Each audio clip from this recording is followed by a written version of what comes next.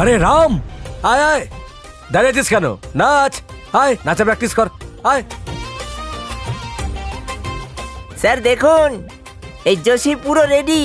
কোন ড্যান্স করতে হবে সেটা শুধু বলে দিন। তুই তো এমন ভাবে বলছিস যেন আমি প্রত্যেকদিন অফিস থেকে এসে ডান্স করি। আরে আয়, প্র্যাকটিসটা আরম্ভ করে দে। তা না হলে বিয়ের পরে স্বামী স্ত্রীর আঙ্গুলির নির্দেশে নাচতে শুরু করবে। আয় ড্যান্স প্র্যাকটিস কর, আয়। দাদা